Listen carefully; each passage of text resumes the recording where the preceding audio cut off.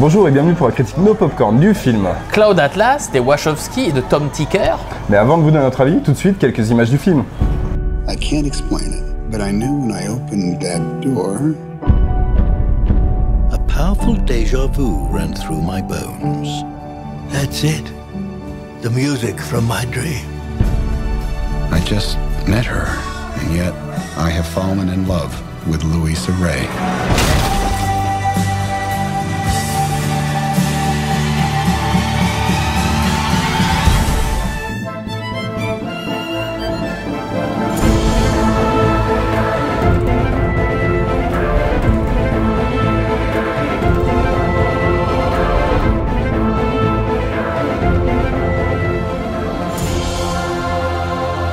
Dans Cloud Atlas, on traverse les époques, les genres, les styles, et principalement donc, le fil conducteur, ça va être l'amour, les erreurs humaines et les répercussions, et surtout l'entêtement des humains à refaire toujours les mêmes erreurs. Principalement, le film il est tourné donc, sur plusieurs époques, mais on passe d'une époque à l'autre sans arrêt.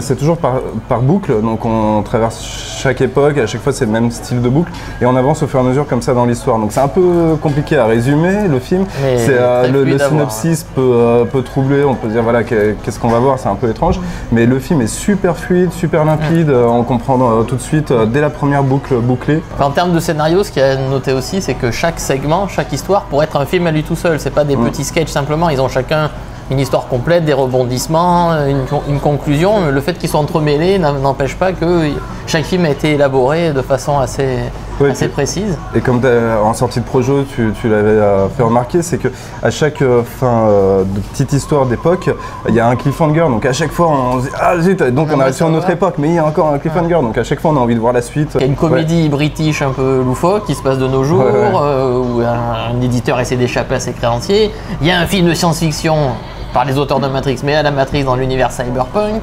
Il y a du post-apocalyptique. Il y a de la science-fiction post-apocalyptique. Il y a un drame un peu à la James Ivory sur un compositeur homosexuel à tourment qui essaie de composer une œuvre.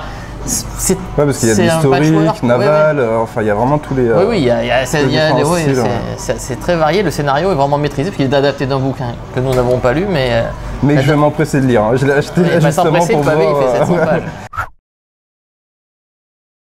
Hugo Weaving, Hugh Grant qui est hyper étonnant, on va rentrer en détail dessus, mais il y a aussi Tom Hanks, Alberi, l'idée forte du film, c'est les mêmes personnages, les mêmes 9 acteurs, en fait 9 acteurs qui sont à la fois tour à tour protagonistes ou figurants de différentes histoires.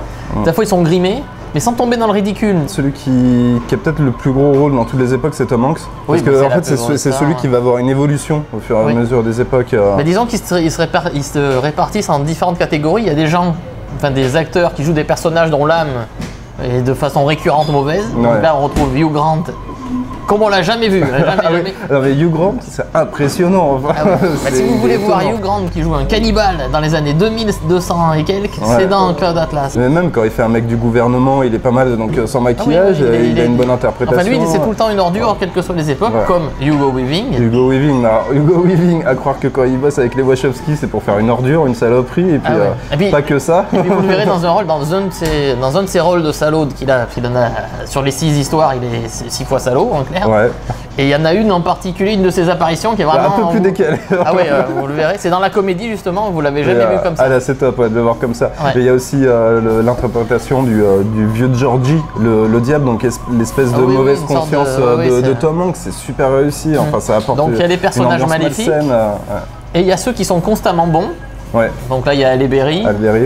Par rapport au reste du casting, elle est moins charismatique, mais bon, c'est la touche charme du film. On la voit pas fréquemment au cinéma depuis quelques années, donc ça fait quand même plaisir de la revoir. Mais il y a le personnage de Jim Sturgess, aussi acteur Jim Sturgess, qui est aussi dans toutes les époques qui interprète un personnage positif. Et en plus, ensuite, il y a les acteurs qui, eux, au cours du temps, au cours des époques, oscillent entre le bien et le mal. Donc avec les Wachowski, forcément, on les attend au tournant de la technique. Donc technique, rien à dire au niveau des Wachowski déjà pour le futur, parce qu'il y a eu 2 équipes, comme tu avais fait la remarque. Tom Tykwer, je sais pas comment on prononce, le réalisateur allemand du parfum, et son équipe propre ont tourné 3 époques. L'époque contemporaine, l'entre-deux-guerres et les années 70. Et les Wachowski sont gardés l'année 1842, mais surtout, bien sûr, les deux futurs qui sont présentés. Donc en termes techniques, en tout cas, tous les segments bénéficient de l'excellence en termes de décors, d'effets spéciaux. C'est encore une fois pareil, c'est pas des films. C'est pas minimalisé, c'est vraiment développé. Ils ont traité chaque segment comme un vrai film avec le meilleur qu'on puisse donner. Ouais, que ce soit au niveau des costumes, des décors qui sont énormes. Puis c'est difficile de dire qui arrive des quoi. Bien sûr, on sait que le futur cyberpunk, c'est plus les Wachowski. Les styles sont quand même assez uniformes. Ouais, parce que sur le montage final, ça se mélange bien. On fait aucune distinction entre les différents courts-métrages, en fin de compte. Donc, ça... Mais pour moi, là, en termes de technique, la plus grande réussite, c'est le montage, parce qu'il est vraiment très fluide. Il permet de rendre fluide quelque chose qui pourrait passer pour un patchwork assez compliqué à suivre. Et on prend le spectateur par la main, et à aucun moment on est perdu. Et il y a cet effet dont on parlait tout à l'heure, le rythme de chaque séquence donne un rythme à l'ensemble, comme les mouvements justement d'une symphonie, qui est un peu aussi au cœur du film, la symphonie Cloud Atlas. Et moi je trouvais que c'était vraiment un tour de force. Le film dure 2h40, mais grâce à ce rythme, jamais on regarde sa montre, on n'est jamais lâché. Ah oui, ça passe vite. Ah oui, le montage, pour moi, c'est un travail. Bon, je connais rien en montage, mais en tant que spectateur, j'ai trouvé ça fabuleux. On a oublié un tout petit truc. On est persuadé justement que dans le futur, les Wachowski ont répondu un peu à Matrix, donc regardez bien. Il y a Morpheus, il y a Neo. Oui, c'est vrai qu'il y a des citations, une sorte d'auto-citation assez bien faite. Enfin, il y a des citations aussi à d'autres œuvres, à Soleil Vert, qui citaient nommément et dont on retrouve des éléments, et certainement d'autres films, parce qu'il y a tellement d'influence dans le film, je pense qu'il y a certaines qui nous ont échappé, mais il y a aussi des citations assez plaisantes dans le film. Our lives are not our own. We are bound to others, past, present, and future.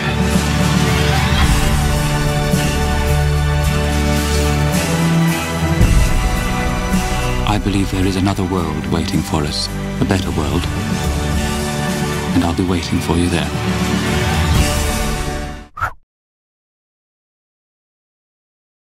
Véritable tour de force narratif et visuel, l'ambitieux Cloud Atlas est du pur cinéma. Je lui donne 9 sur 10. Il fallait vraiment les Wachowski pour réussir ce pari fou. Enfin, au final, on a quand même, en partant d'une histoire qui peut être compliquée, on a un film fluide et limpide, avec un casting de rêve, avec Hugo Weaving au top, Hugh Grant qui m'a étonné, donc je lui ai donné aussi un 9 sur 10.